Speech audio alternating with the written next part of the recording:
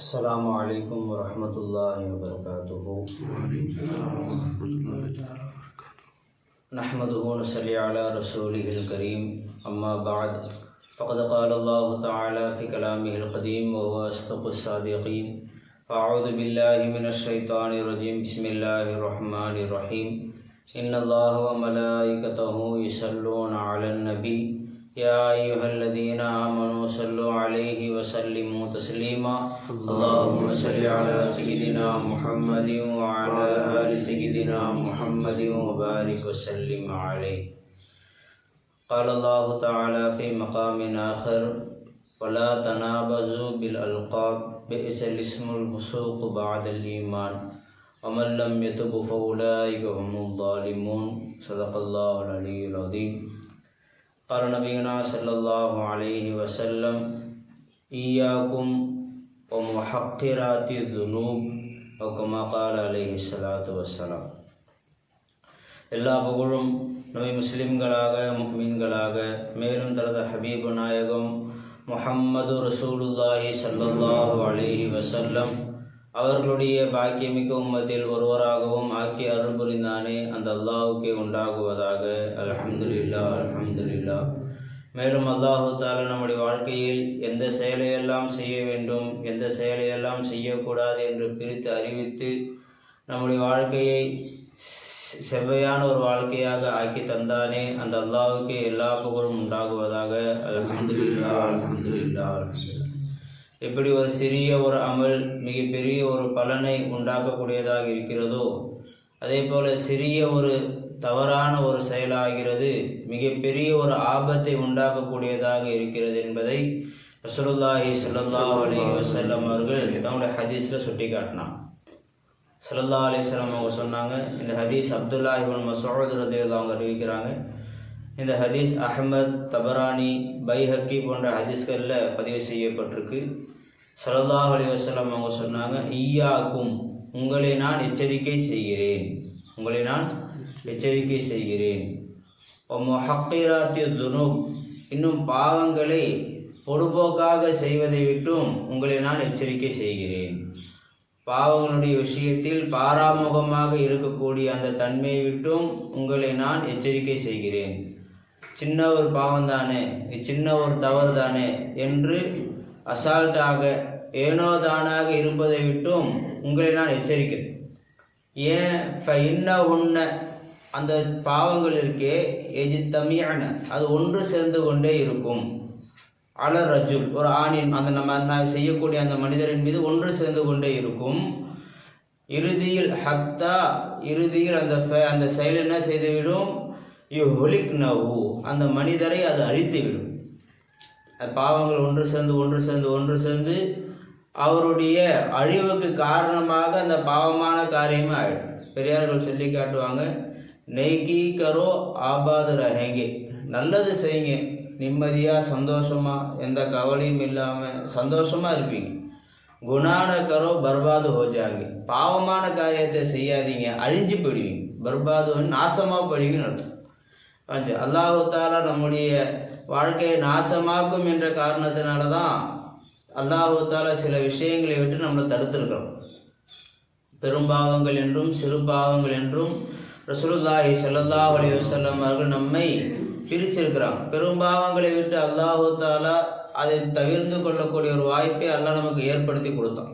அதை ஒரு அடியான் செய்வான் என்று சொன்னால் மிகப்பெரிய மோசமான இம்மை மறுமையுடைய ஆபத்துக்கு அது காரணமாக போயிடும். வெளிரங்கத்திலே தெரியும், இதனால தான் நம்ம பாதிக்கப்பட்டிருக்கோம் என்று வெளிரங்கத்திலே தெரியும். ஆனால் சிறிய பாவங்கள் இருக்கே, அது நமக்கு தெரியாமல் நடந்துக்கிட்டே இருக்கு. அதன் பக்கம் நம்முடைய சிந்தனை இல்லவே இல்லை. பெரும் பாவங்களின் பக்கம் இஸ்திக்ஃபார் செய்யணும் அப்படிங்கிற ஒரு எண்ணம் நமக்கு வந்துடுது. சின்ன சின்ன பாவங்கள் இருக்கு, அதன் பக்கம் நம்முடைய சிந்தனையே இல்லை. அது தவறு என்று நமக்கு தெரியாத காரணத்தினால அதன் பக்கம் இஸ்திக்ஃபார் இல்லாமல் போயிடுது. ஸல்லல்லாஹு அலைஹி வஸல்லம் அவங்க சொன்னாங்க, ஒரு அடியான் ஒரு பாவமான காரியம் செய்வார் என்று சொன்னால் அவருடைய உள்ளத்தில் ஒரு கருப்பு புள்ளி விழுது. அவர் சிந்திக்கிறார், எதை தப்பு செஞ்சிட்டோம் என்று சிந்திச்சு அல்லாஹு தஆலா மன்னிப்பு கேட்டால் அந்த கருப்பு புள்ளி அல்லாஹு தஆலா அழிச்சிடறோம். அவர் தெரியாமல் அப்படியே அடுத்த பாவத்தை செய்கிறாரு, இன்னொரு புள்ளி விழுது, அடுத்த பாவத்தை செய்கிறாரு, இன்னொரு புள்ளி விழுது. இப்படியே பாவங்களின் பக்கம் சிந்தனையே இல்லாமல் அவர் தொடர்படியாக பாவம் செய்து கொண்டே இருப்பார் என்று சொன்னால் அவருடைய உள்ளம் முழுவதும் கருப்பாக மாறி அந்த எந்த ஒரு நன்மையான காரியத்தையும் ஏற்றுக்கொள்ளக்கூடிய தன்மை இல்லாத உள்ளமாக போயிடுதான். உள்ளமே கருப்பாக போயிடுது, உள்ளம் கருப்படைஞ்சு போகுதுன்னு சொல்கிறாங்க. அல்லாஹ் அதை குர்ஆனில் சொல்லும்போது கல்லாபல் ரானா அலா குலூபிஹிம் மா கானு யக்ஸிபூன், அவர்கள் சம்பாதித்த அந்த செயலின் காரணத்தினால் அவருடைய உள்ளம் துருப்பிடிச்சு போயிடுச்சு. உள்ளம் துருப்பிடிக்கிறதுல என்ன ஆபத்து? துன்யாவில் எந்த ஒரு நல்லது சொன்னால் அந்த உள்ளம் ஏற்றுக்கொள்ளாது, எந்த ஒரு நல்ல சிந்தனையும் அந்த உள்ளத்தில் வராது. உள்ளத்தில் நல்ல சிந்தனை என்னவாகாது, ஒதுக்கக்கூடிய ஒரு தன்மை இல்லாமல் போயிடும். கியாமத்து நாளில் என்ன உண்டாகும் என்று பார்த்தா கல்லா இன்னஹும் அர்ரப்பிஹிம் யௌமஇதில் மஹஜூபுன், கியாமத்து நாள் எல்லா மக்களும் அல்லாஹ்வை சந்தித்திருக்கக்கூடிய அந்த நேரத்தில் இவருக்கு மட்டும் அல்லாஹுக்கும் இவருக்கும் மத்தியில் திரையிடப்படும். இவர் அல்லாஹ்வை பார்க்க முடியாதவாறு அல்லாஹுக்கும் இவருக்கும் மத்தியில் திரையை போட்டுருவோம். அல்லாஹ் சின்ன ஒரு பாவம் நம்ம நினைக்கிறோம், ஆனால் அது எங்கே போய் எவ்வளோ பெரிய ஆபத்தில் கொண்டு போய் நிப்பாட்டுது. அல்லாஹ் எல்லா மக்களும் பார்க்கக்கூடிய இடத்துல தான் இவரும் இருப்பார். ஆனால் இவருக்கும் அல்லாஹுக்கும் மத்தியில் மஹஜூபுன் திரையிடப்படும் என்று அல்லாஹ் தஆலா சொல்கிறான் என்று சொன்னால் அப்போ அதனுடைய விளைவுகள் ரொம்ப மோசமானதாக இருக்கும். அதில் அல்லாஹ் தஆலா குர்ஆனை சொல்லி காட்டுறான், வலா தனாபசு பில் அல்காப், சில பட்ட பெயர்களை வச்சு நீங்கள் உங்களுக்கு மத்தியில் அழைத்து கொள்ளாதீர்கள். சில பட்ட பெயர்களை வச்சு உங்களுக்கு மத்தியில் நீங்கள் அழைக்காதீர்கள். அவருடைய உருவத்தை வச்சு ஒருத்தர் உயரமாக இருப்பார் நட்டையனே அப்படி சொல்கிறது, ஒருத்தர் குட்டையாக இருப்பார் அவரை பார்த்து குள்ளமானவனே, குண்டா இருப்பார் அவரை பார்த்து குண்டா இருக்கிறவனே அப்படி சொல்லி பட்ட பேர் வைப்போம். பார்த்தீங்களா, ஏதாவது ஒரு விஷயத்தை வைத்து பட்ட பேர் வைப்போம். அதை கொண்டு அவர் கோபப்படுவார் என்று சொன்னால் அந்த பேரை கூப்பிடக்கூடாது. அதனால் மக்களுக்கு மத்தியில் அவருடைய மரியாதை குறையும் என்று சொன்னால் அந்த பேரை கூப்பிடக்கூடாது. விளைஞ்சிங்களா, ரசூலுல்லாஹி ஸல்லல்லாஹு அலைஹி வஸல்லம் மதீனாவில் ஆரம்பத்தில் வந்த நேரத்தில் ஒவ்வொரு நபருக்கு 2-3 பேர் இருந்துச்சான். ஒவ்வொரு நபருக்கு 2-3 பேர், அது அசல் பேர் ஒன்று இருக்கும், அது அல்லாத பட்ட பேர் 2-3 வச்சு என்ன செய்வாங்க, கூப்பிடுவாங்க. அப்போ ஒரு சஹாபி ரசூலுல்லாஹி கிட்ட அவன் சொல்கிறாங்க, யார் ரசூலுல்லாஹ் இவருக்கு 2 பேர் இருக்குது, ஆனால் அந்த பேரை சொல்லி கூப்பிட்டா அவர் கோச்சுக்குவார், யார் ரசூலுல்லாஹ் அவர் கோபப்படுவார் அப்படின்னு ஸல்லல்லாஹு அலைஹி வஸல்லம் கிட்ட சொன்னாங்க. உடனே அல்லாஹ் தஆலா இந்த ஆயத்தை வலா தனாபஸு பில் அல்காப், பட்ட பேர்களை வச்சு என்ன செய்யாதீங்க, நீங்கள் கூப்பிடாதீங்க அப்படி அல்லாஹ் தஆலா சொல்லிட்டு சொல்கிறான். பிஇஸல் இஸ்முல் ஃபுசூகு பஅதல் ஈமான், ஒருவன் ஈமான் கொண்டதற்கு பின்னால் மிகப்பெரிய பாவம் ஒன்று இருக்குன்னு சொன்னால் அது பட்ட பேர் வச்சு கூப்பிடுறது தான் ரொம்ப கெட்ட செயல் என்று அல்லாஹ் தஆலா அதை ரொம்ப கண்டித்து அதை இறக்கணும். விளைஞ்சிக்கல. அப்போ நாம் சில பேர் என்ன செய்வாங்க, தங்களுடைய உறவினர்களுக்கு சில பட்ட பேரை வச்சு சொல்லுவாங்க சுட்டி காட்டுறதுக்காக வேண்டி. பெண்கள் அவங்களுடைய இஸ்திலாகலை, ஆண்கள் அவங்களுடைய இஸ்திலாகலை, தங்களுடைய உறவினர்களை பற்றி சொல்லும்போது அவர்களுக்கு என்ன செய்வாங்க, சில பட்ட பேரை வச்சு இவர் அவருன்னு சொல்லி என்ன செய்வாங்க, சொல்லி காட்டுவாங்க. வளைஞ்சில இது அல்லாஹ் தஆலா இடத்துல பிடித்தமான ஒரு செயலா என்று பார்த்தா பிடிக்காத ஒரு செயல். வளைஞ்சிங்களா, இப்போ சாதாரணமாக நம்ம என்ன செய்கிறோம், அந்த வார்த்தைகளை சொல்லிடுறோம், அவருடைய பெட்ட பேரை வச்சு நம்ம சாதாரணமாக சொல்லிடுறோம். ஆனால் அதனுடைய விளைவு என்னவாகுது, உள்ளம் கருப்படைந்து அல்லாஹ்வுடைய சந்திப்பை விட்டு தூரமாயிரும். ஒரு ஆயிஷா ரலியல்லாஹு தஆலா அன்ஹா அவங்க சஃபியா ரலியல்லாஹு அவர்களை பற்றி பேசிக்கிட்டு இருக்காங்க, சில செய்திகளை சொல்லிக்கிட்டு இருக்காங்க. சொல்லக்கூடிய நேரத்தில் அவங்க குள்ளமாக இருப்பாங்க அப்படி கையை காட்டிட்டாங்க. என்ன சொல்லிட்டாங்க, அவங்க கொஞ்சம் குள்ளமாக இருப்பாங்க அப்படி கையை காட்டிட்டாங்க. இது ஹதீஸ் அபூதாவுத் திர்மிதியில் வருது. உடனே ரசூலுல்லாஹி ஸல்லல்லாஹு அலைஹி வஸல்லம் சந்தோஷமாக பேசியிருந்த ஸல்லல்லாஹு அலைஹி வஸல்லம் அவங்க இந்த வார்த்தை இந்த செய்தியை பார்த்த உடனே அவங்க முகம் கோபத்தால் அப்படியே செவந்து போயிடுச்சு. ஆயிஷா அவங்கள பார்த்து சொன்னாங்க, நீங்கள் சொன்ன இந்த வார்த்தையை கடலுடைய தண்ணீரை கொண்டு கழுகினாலும், கடல் எல்லா தண்ணியும் போட்டு கழுகினாலும் நீங்கள் சொன்ன இந்த வார்த்தையோட தன்மை மாறவே மாறாது. ஒரு பொருள் இருக்குது, அந்த பொருள் அழுக்காயிடுச்சு, தண்ணி ஊற்றி கழுகணும், அதனுடைய கரை என்னவாயிடும், நீங்கிடும். கரை நீங்கல அதனுடைய வாடை என்னவாகும், நீங்கிடும். ஆனால் நீங்கள் சொன்ன இந்த வார்த்தையுடைய தன்மை இருக்கு, இது எவ்வளோ தண்ணி ஊற்றி கழுகணும், கடல் தண்ணியே ஊற்றி கழுகினாலும் அதனுடைய கரை நீங்கவே நீங்காது, அதனுடைய வாடை நீங்கவே நீங்காது என்று ரசூலுல்லாஹி ஸல்லல்லாஹு அலைஹி வஸல்லம் அவங்க ஆயிஷா ரலியல்லாஹு தஆலா அன்ஹா அவங்கள கண்டிச்சாங்க. இந்த மாதிரி நம்ம எவ்வளோ விஷயங்கள் நம்ம சொல்லியிருப்போம். அவரை அடையாளம் காட்டுறதுக்காக வேண்டி ஒரு குறையுள்ள ஒரு வார்த்தையை சொன்னதுக்கே ரசூலுல்லாஹி ஸல்லல்லாஹு அலைஹி வஸல்லம் அவங்க இவ்வளோ சத்தம் போட்டாங்க என்று சொன்னால், நம்ம விளையாட்டாக ஒருத்தரை கேவலப்படுத்துறதுக்காக வேண்டி, ஒருத்தரை மட்டம் தட்டுறதுக்காக வேண்டி நம்ம சில வார்த்தைகளை நம்ம என்ன செஞ்சிடும், பயன்படுத்திடும். இதனுடைய ஆபத்து எங்கே போய் முடியுது? அல்லாஹு தஆலாவுடைய சந்திப்பை விட்டு தடுக்கக்கூடிய ஒரு சூழ்நிலை என்னவாகுது, உண்டாகும். வளஞ்சிடும். வலா தல்மிசு அன்ஃபுசக்கும், உங்களுக்கு மத்தியில் நீங்கள் குறை பேசி என்ன செய்யாதீங்க, சொல்லாதீர்கள். ஒருத்தரை பற்றி குறைய உங்களுக்கு மத்தியில் என்ன செய்யாதீங்க, சொல்லாதீங்க. அதாவது இப்போ நான் ஒருத்தரை பற்றி குறை சொல்கிறேன், காரணம் என்ன, இவர் அவரை திருத்துவார், இவர் அவரை திருத்துவார் அப்படின்னு சொன்னால் இந்த மாதிரிலாம் செய்கிறாரு, அவர் கொஞ்சம் மாற்றினா நல்லா இருக்கும் என்ற ஒரு நல்ல இடத்துல போய் சொல்கிறோம். இப்போ அவர் போய் கண்டிக்கிறார். இப்போ உதாரணமாக ஒரு பையன் தப்பு செஞ்சுக்கிட்டு இருக்கான் வச்சிங்களேன், டியூஷன் போகாமல் கட்டடிக்கிறான், இல்லை மதசாக்கு போகாமல் கட்டடிச்சுக்கிட்டு இருக்கான். இப்போ அவருடைய அத்தாய இடத்துல போய் சொல்லணும். எந்த அர்த்தத்தில் சொல்லணும், இந்த மாதிரி நம்ம போய் மதசாக்கு போகிறோன்னு சொல்லி ஊரை சுற்றிக்கிட்டு இருக்கான், கொஞ்சம் கண்டிச்சா நல்லா இருக்கும், மதசாக்கு போய் அவன் குர்ஆன் ஓத கற்றுக்குவான் என்ற நல்ல இடத்துல போய் அவன் குறைய சொல்கிறோம். யாருடைய குறைய? அந்த பையனுடைய குறைய தான் சொல்கிறோம். ஆனால் சொல்லக்கூடிய எண்ணம் என்னவா இருக்குது? நல்ல எண்ணமாக இருக்குது. இந்த அடிப்படையில் போய் யாரிடத்துல சொன்னால் அந்த குறை ஏற்படக்கூடிய அந்த மனிதனுடைய குறை நீங்குமோ அப்படி உள்ள நபர் இடத்துல போய் சொன்னோம் என்று சொன்னால் இது குற்றமாக ஆகாது. புரிஞ்சுங்களா? அதற்கு மாற்றமாக அந்த நபரை பற்றி யாரெல்லாம் கேவலமாக பேசுவாங்களோ, யாரெல்லாம் அவரை குறை சொன்னால் சந்தோஷப்படுவார்களோ அவர்களிடத்துலலாம் போய் நம்ம குறைய சொல்வோம் என்று சொன்னால் கியாமத்து நாளில் அல்லாஹ் தஆலா நம்முடைய நன்மைகள் எல்லாவற்றையும் வாங்கி அவரிடத்துல அல்லாஹ் தஆலா கொடுத்துருவோம். யாரை பற்றி குறை சொன்னோமோ அவரிடத்துல நம்ம நன்மைகள் எல்லாம் போய் சேர்ந்துக்கிட்டே இருக்கும். வலா தல்மீசு அன்பு, உங்களுக்கு மத்தியில் என்ன செய்யாதீர்கள், நீங்கள் குறை சொல்லாதீங்க. வளைஞ்சு மனைவியை பற்றி கணவன் குறை சொல்கிறது, கணவனை பற்றி மனைவி குறை சொல்கிறது, அவர்களுக்கு மத்தியில் எந்த மாதிரி உங்கள் இடத்துல குறை இருக்குதுங்க அப்படி சொல்லி கணவன் இடத்துல சொல்லலாம், மனைவி இடத்துல சொல்லலாம். ஆனால் மனைவி பிடிக்காத சில பேர் இருப்பாங்க பார்த்தீங்கன்னா, அவங்கக்கிட்ட போய் சொல்கிறது, என் மனைவி அப்படி செய்கிறாங்க, இப்படி செய்கிறாங்க, என் கணவர் இப்படி செய்கிறாரு, அப்படி செய்கிறாரு, என் கணவனுடைய அத்தாம்மா இப்படி செய்கிறாங்க, என் மனைவியுடைய அத்தாம்மா இப்படி செய்கிறாங்க, இவங்க மாமனாரை பற்றி அவங்க மாமனாரை பற்றி இவங்க மாமியாரை பற்றி இவங்க நாத்தனாரை பற்றி இப்படியே குடும்பத்துக்கு மத்தியில் குறை சொல்லக்கூடிய ஒரு சூழ்நிலை அதிகமாக இருந்துக்கிட்டே இருக்கு. வளைஞ்சி இது அல்லாஹ் சொல்கிறான், வலா தல்மீசு அன்புசகம், உங்களுக்கு மத்தியில் என்ன செய்யாதீங்க, குறை சொல்லாதீங்க. உங்களுக்கு அவர்கள் குறை ஏற்படுத்துகிறார்கள் என்று சொன்னால் அது அல்லாஹ் தஆலா எடுத்து துஆவா செய்யுங்க.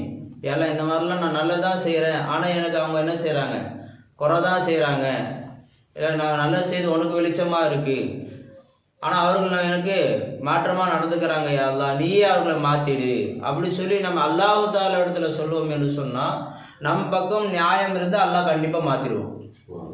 நம்ம பக்கமே நியாயம் இல்லை, நாமளும் அதே தன்மையில் இருக்கிறோம், நாம் அவர்களுக்கு ஒரு குறை செய்கிறோம், அவர்கள் நமக்கு ஒரு குறை வைக்கிறாங்க, இப்படி இருந்தால் கொரோனா கண்ணிய குறையப்படுது, அவங்கள நம்ம மதிக்கிறது இல்லை, அவங்க நம்மளை மதிக்காமல் போகிறாங்க என்று சொன்னால் ரெண்டு பேர் பக்கமும் குற்றம் தான் இருக்குது. இப்போ குறை சொல்வதால் ஏதாவது ஃபாய்தா வருதா? எந்த ஒரு ஃபாய்தாவும் இல்லவே இல்லை. அதான் சொல்கிறோம், வலா தல்மீசு அன்புசக்கும், உங்களுக்கு மத்தியில் நீங்கள் என்ன செய்யாதீங்க, குறை பேசி அலையாதீர்கள். அதே போல் உங்களுக்கு மத்தியில் நீங்கள் பட்டப்பேரை வச்சும் கூப்பிடாதீங்க.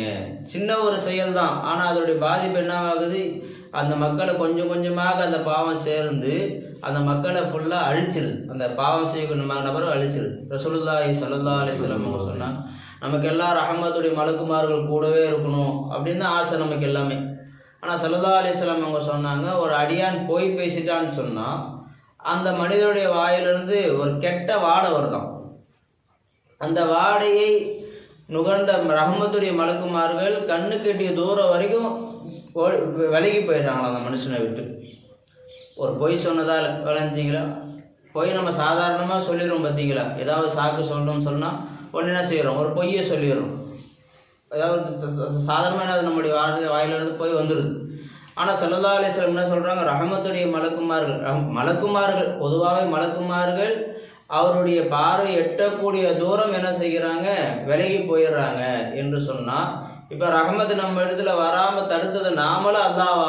யோசிச்சு பாருங்க, நாம தான் தடுத்துக்கிட்டோம். சின்ன ஒரு விஷயத்தில் என்ன செஞ்சுட்டு ஒரு பொய் சொல்லிட்டோம், விளைஞ்சிங்களா.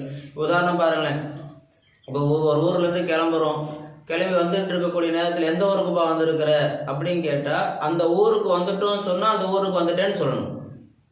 அல்ல எந்த ஊரில் இருக்கிறேன்னு தெரியலன்னு சொன்னால் அந்த ஊரில் இருக்கிறேன்னு தெரியலன்னு சொல்லணும்.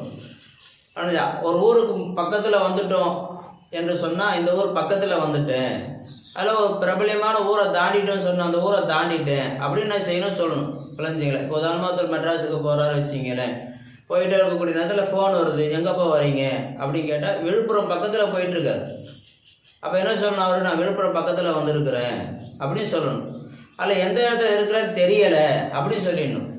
நான் விழுப்புரம் வந்துட்டேன் அப்படின்னு சொல்லக்கூடாது. ஏன்னா அது பொய். அது ஏன்னா ஒன்றும் செய்யலைலாம் செய்யலை. விழுப்புரம் வந்துட்டேன்னு சொன்னால் அந்த இடத்துக்கு போகாமலேயே போயிட்டேன்னு சொல்கிறது அது பொய். அது இந்த மாதிரி சிறு நம்ம விஷயத்தில் என்ன ஆகுது, வந்துட்டியாப்பா அதான் வந்துட்டேன் அப்படி சொல்லக்கூடாது. இதான் வந்துக்கிட்டே இருக்கிறேன், எங்கேப்பா இருக்கிறேன், எந்த இடத்துல இருக்கணும் அந்த இடத்த சொல்லணும். அதுக்கு மாற்றமாக நம்ம சில வார்த்தைகளை சொல்லிட்டோம் சொன்னால் அது என்ன ஆகிடும், அது பொய்யா போயிடும். இதனால் என்ன உண்டாகும், நம்முடைய வாழ்க்கையுடைய ரஹ்மத் எல்லாமே நம்மளை விட்டு நீங்கி போய்கிட்டே இருக்குது. சாதாரண ஒரு விஷயம் நம்ம நினைக்கிறோம், ஆனால் அதோடைய பாதிப்பு மிக பெருசாக இருக்குது. ரசூலுல்லாஹி ஸல்லல்லாஹு அலைஹி வஸல்லம் அவங்க சஹாபாக்கள் உட்கார்ந்துருக்கக்கூடிய நேரத்தில் சஹாபாக்களை பார்த்து கேட்டாங்க, ஏழைனா யாருப்பா அப்படின்னு கேட்டாங்க சஹாபாக்கள். ஏழைன்னு யார் அப்படி சஹாபாக்களை பார்த்து கேட்டாங்க. அப்போ சஹாபாக்கள்லாம் சொன்னாங்க, யார் இடத்துல வசதி வாய்ப்பு இல்லையோ செல்வம் இல்லையோ அவங்க தான் ஏழை யார் ரசூலுல்லாஹ் அப்படின்னு சொன்னாங்க. ஒன்று ரசூலுல்லாஹி ஸல்லல்லாஹு அலைஹி வஸல்லம் அவங்க சொன்னாங்க, அவர் ஏழை அல்ல, அவர் ஏழை அல்ல அப்படி ஸல்லல்லாஹு அலைஹி வஸல்லம் அவங்க சொல்லிட்டு, ஏழைன்னா யார் தெரியுமா, கியாமத்து நாளில் ஒரு அடியார் வருவார், 2 உஹது மலை அளவு நன்மைகளை கொண்டு வருவார். எவ்வளோ நன்மைன்னு, 2 உஹது மலை அளவு நன்மை கொண்டு வருவார். அவர் நினைப்பார், இவ்வளோ நன்மை நாம் செஞ்சுருக்கிறோம், அல்லாஹ் தஆலா நம்மை சொர்க்கத்துக்கு அனுப்பிடுவான் அப்படி சொர்க்கத்தை கொண்டு சந்தோஷப்பட்டுக்கிட்டு இருப்பார். அவர் மலை மாதிரி நன்மை இருக்குது, நன்மை இங்கே பார்த்தோமோ நம்ம பார்க்கவே, அங்கே கண்ணு முன்னாடி என்ன இருக்குது, நன்மை இருக்குது, அதை பார்த்து சந்தோஷத்தில் எங்கே போயிடலாம், நம்ம சொர்க்கத்துக்கு போயிடலாம் அப்படி சந்தோஷமாக இருக்கக்கூடிய நேரத்தில் அவருடைய இடது பக்கத்தில் மிகப்பெரிய ஒரு வரிசை நிற்கும், மிகப்பெரிய ஒரு வரிசை நிற்கும். அந்த வரிசையில் இருக்கக்கூடிய ஒவ்வொரு நபராக அல்லாஹ் தஆலா விசாரிப்பான். விசாரிக்கும் போது அதில் ஒரு மனிதர் சொல்லுவார், யா அல்லாஹ், இவர் என்னை அநியாயமாக திட்டாரு, என்னை அநியாயமாக திட்டாரு அப்படின்னு சொன்ன உடனே அவருக்கு அவருடைய நன்மையிலேருந்து ஒரு பங்கை வாங்கி அல்லாஹ் தஆலா கொடுத்துருவோம். இப்படியே ஒவ்வொரு நபராக, யா அல்லாஹ் இவர் என்னை பற்றி புறம் பேசினார், நன்மையை வாங்கி கொடுத்துரும். யா அல்லாஹ் இவர் என் சொத்தை அபகரிச்சாரு, நன்மையை வாங்கி கொடுத்துருவோம். யா அல்லாஹ் இவர் என் காலை மிதிச்சுட்டு வேணும்னே மிதிச்சுட்டு போயிட்டாரு, அல்லாஹ் நன்மையை வாங்கி கொடுத்துரும். சின்ன சின்ன விஷயங்களை சுட்டி காட்டி விளைஞ்சிங்களா, ஏன்னா முறைச்சாரு, சம்மந்தமே இல்லாமல் என்ன செஞ்சார், முறைச்சாரு விளைஞ்சிங்களா, உடனே அல்லாஹ் நன்மையை வாங்கி கொடுத்துரும். இப்படியே நன்மையை வாங்கி கொடுத்து 2 உஹது மலை அளவு நன்மையும் திருந்து போயிடும். ஆனால் பாதி வருஷம் அப்படியே மீதி இருக்கும். இப்போ ஒருத்தர் சொல்லுவார், யா அல்லாஹ் இவர் எனக்கு எனக்கு தேவையில்லாமல் என்னை அடித்தார் யா அல்லாஹ் அப்படி சொல்லும்போது எடுத்து கொடுக்க நன்மை இருக்காது. உடனே அல்லாஹ் தஆலா சொல்லுவோம், உங்களுடைய பாவங்களை இங்கே போட்டுட்டு போங்க அப்படின்னு சொல்லுவோம் அல்லாஹ் தஆலா. அதே மாதிரி ஒவ்வொரு நபராக குறை சொல்லி அவருடைய பாவங்கள் எல்லாம் இங்கே சேர்ந்து 2 உஹது மலை அளவு பாவம் சேர்ந்துடும். அல்லாஹ் தஆலா அவரை நரகத்துக்கு அனுப்பிடுவான். அவர்தான் ஏழை என்று ரசூலுல்லாஹி ஸல்லல்லாஹு அலைஹி வஸல்லம் அவங்க சொல்லி காட்டினாங்க. அப்போ எந்த ஒரு செயலால் நம்முடைய நன்மைகள் இழந்துக்கிட்டு இருக்கோம் என்று நம்ம தெரியாமல் நம்முடைய நேரனாயிட்டு போய்கிட்டு இருக்கு. ஸல்லல்லாஹு அலைஹி வஸல்லம் கேட்டாங்க, ஒரு முஸ்லிமான அடியார் கொலை செய்வாரா, நடந்துடலாம், கோபத்தில் என்ன ஆகலாம், நடந்துடலாம். ஒரு முஸ்லிமான அடியார் திருடுவாரா, ஒரு ஏழ்மையில் என்ன செஞ்சிடலாம், திருடிடலாம், சமயம் நடக்க வாய்ப்பு இருக்குது. ஒரு முஸ்லிமான அடியார் ஜினா செய்வாரா, வாய்ப்பு இருக்குன்னு செஞ்சிடலாம் அப்படின்னு ஸல்லல்லாஹு சொன்னாங்க. ஒரு முஸ்லிமான அடியார் பொய் சொல்வாரா, முஸ்லிமான முஃமினான அடியார் என்ன செய்ய மாட்டார், பொய் சொல்ல மாட்டா சென்று ரசூலுல்லாஹி ஸல்லல்லாஹு அலைஹி வஸல்லம் அவங்க சொன்னாங்க. அப்போ எவ்வளோ பெரிய ஒரு விஷயம் பாரு, தன்னுடைய கோபத்தில் கூட பொய் சொல்ல மாட்டார், தன்னுடைய இச்சையில் கூட பொய் சொல்ல மாட்டார், தன்னுடைய ஏழ்மையிலேயே ஒரு மனுஷன் போய் சொல்ல மாட்டார். அப்படிங்கிறது தான் முஸ்லீம்ங்கிறது அடையாளமாக ரசூலுல்லாஹி ஸல்லல்லாஹு அலைஹி வஸல்லம் அவங்க சொல்கிறாங்க. ஆனால் நம்முடைய வாழ்க்கையில் சின்ன சின்ன விஷயங்களுக்கெல்லாம் என்ன நடந்துருது, அந்த பொய் என்ற அந்த செயல் நடந்து அது அல்லாஹ்வுடைய ரஹ்மத்தை விட்டு நம்ம தூரமாக்குது, அல்லாஹ் விட்டு நம்மளை என்ன ஆகுது, அது தூரமாக்கக்கூடிய ஒரு செயலாக மாறிடுது. அதே போல் வியாபாரம் செய்கிறோம், வியாபாரத்தில் முழுக்க நம்ம ஹலாலை பேணி வியாபாரம் செய்யக்கூடிய நேரத்திலேயும் சில நேரங்களில் சில தவறுகளை நம்ம செஞ்சிடும். விளைஞ்சல் இதை கொண்டு இதெல்லாமா பார்க்கணும் அப்படின்னு சில பேர் யோசிப்பாங்க. விளைஞ்சிங்களா சரியா சக்கரை சொல்லி காட்டுவாங்க. இப்போ ஒரு மனுஷன் எடை போடுறார், 1 கிலோ சர்க்கரை எடை போடுறார். எடை போடக்கூடிய நேரத்தில் ஒரு கவர் அல்லது ஒரு பேப்பரை வச்சு எடை போடுறார்.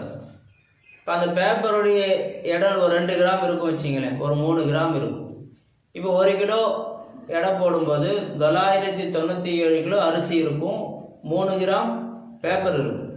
இப்போ அவர் காசு கொடுத்தது எதுக்கு காசு கொடுத்தாரு? 1 கிலோ சர்க்கரைக்கு தான் காசு கொடுத்தாரு தவிர பேப்பருக்கு சேர்த்து என்ன செய்யலை, காசு கொடுக்கல. விளைஞ்சிங்களா? இப்போ 1 கிலோ சர்க்கரைக்கு நம்ம காசை வாங்கிட்டு எவ்வளோ சர்க்கரை கொடுத்தோம்? 997 கிராம் சர்க்கரை தான் நம்ம கொடுத்தோம். அது 3 கிராம் சர்க்கரை நம்மக்கிட்ட நின்று போயிடுச்சு. இது ஹராம், அது அவருடைய சர்க்கரை. அந்த 3 கிராம் சர்க்கரை இருக்குது, அது யாருடைய சர்க்கரை? அந்த மனிதனுடைய சர்க்கரை. விளைஞ்சிங்களா? இது என்ன ஆகுது? ஹராம்.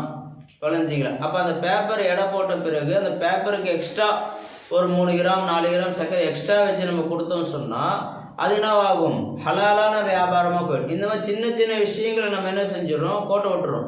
அந்த 3 கிராம் சேர்ந்து அடுத்து இன்னொருத்தர் சர்க்கரை வாங்குறாரு, அடுத்த 3 கிராம், அடுத்து இன்னொருத்தர் 10 பேர் வாங்கினாங்க சொன்னால் 30 கிராம், 100 பேர் வாங்கினாங்க சொன்னால் 300 கிராம் சர்க்கரை நம்மக்கிட்ட என்னவா இருக்குது? ஹராமான சர்க்கரை நம்மக்கிட்ட இருக்குது. அதை நம்ம எடுத்து வியாபாரம் செஞ்சு வரக்கூடிய காசு ஹராம். அந்த வியாபாரம் செஞ்ச காசில் முதல் வாங்கி வச்சு சொன்னால் அதுவும் ஹராம்.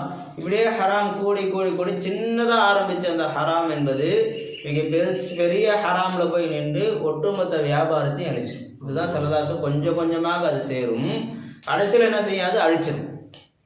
அழிஞ்சிங்களா? இந்த மாதிரி நம்ம வியாபாரம் செய்யக்கூடிய ஒரு கத்திரிக்காய் வியாபாரம் செய்கிறோம், ஒரு கறி வியாபாரம் செய்கிறோம், எல்லாவற்றிலையுமே விளைஞ்சிங்களா ஒன்று எக்ஸ்ட்ரா ஒரு 5 கிராம் கொடுத்துருங்க, அதில் ஒன்றும் ஆக போகிறது கிடையாது. அல்லது நான் விற்கிறதுக்கு காசுப்பா, 1/2 கிலோவுக்கு காசு கிடையாது, நான் எவ்வளோ வருதோ அதுக்கு என்ன பண்ணி 15 ரூபா நீ கொடு, நான் கொடுக்குறதுக்கு காசை காய்க்கிறேன் அப்படி சொல்கிறது. நான் வாங்குறதுக்கு காசை கொடுக்குறேன். நம்ம 1/2 கிலோ சொல்லி கேட்டோம், அவர் என்ன செஞ்சார்? 500 கிராம் போடுறதுக்கு பதிலாக 510 கிராமு 520 கிராம் என்ன செஞ்சால் போட்டு கொடுத்தார். இப்போ இந்த 20 கிராம் நம்மக்கிட்ட வருது, இது ஹராம். இது காசு கொடுக்காம அவருடைய அனுமதியெல்லாம் நான் வாங்கணும்னு சொன்னால் அது என்ன ஆகிடாது, ஹராமாக போயிடும். அப்போ எப்படி நியத்தை வச்சுக்கணும்? அவர் எவ்வளோ எடை போட்டு கொடுக்குறாரோ அதுக்கு நான் என்ன செஞ்சிடுறேன், காசை கொடுத்துட்றேன். விளைஞ்சிங்களா? அப்படி தான் என்ன செய்வோம் சொல்லுவாங்க. விளைஞ்சிங்களா? சில பெரியார்கள் வந்து கடைக்கு போகக்கூடிய நேரத்தில் அவங்க எடையை சொல்ல மாட்டாங்க. எனக்கு 50 ரூபாய்க்கு காய்கறி கொடுங்க, எனக்கு 100 ரூபாய்க்கு தக்காளி கொடுங்க, எனக்கு 40 ரூபாய்க்கு வெங்காயம் கொடுங்க. அதில் கிலோ 40 ரூபா தான் போட்டிருப்பாங்க. 40 ரூபாய்க்கு கொடுங்க அப்படி சொல்லி தான் காசு கேட்பாங்க. ஏன் கிலோ ஏன் சொல்லலை? நம்ம கிலோவை கேட்டு அவர் கூடுதல் குறைச்சல் கொடுத்து எதுக்கு அந்த பிரச்சனை வரணும்? நான் 40 ரூபாய்க்கு காய்கறி கேட்டேன், அவர் 40 ரூபாய்க்கு காய்கறி கொடுத்துருக்கிறார். விளைஞ்சிடலாம். நான் 100 ரூபாய்க்கு கறி கேட்டேன், 100 ரூபாய்க்கு கறி கொடுத்துருக்கிறார். நான் கிலோவில் என்ன செய்யல, இந்த இடத்துல வச்சாதான் மேலே கீழே என்பது பிரச்சனை வரும். சின்ன ஒரு விஷயம்தான். அந்த விஷயத்தில் நாம் பேணுதல் இல்லாமல் இருப்போம் என்று சொன்னால் நம்முடைய வாழ்க்கையை என்னவாகும், அது அழிவில் கொண்டு போய் விட்டுரும். விளைஞ்சிங்களா? அப்போ நம்முடைய நாவு பேணணும், நம்முடைய உறுப்புகளை பேணணும். இதை பார்த்தாலாம் தப்பா அப்படின்லாம் சில பேர் என்ன செய்கிறாங்க, கேட்குறாங்க.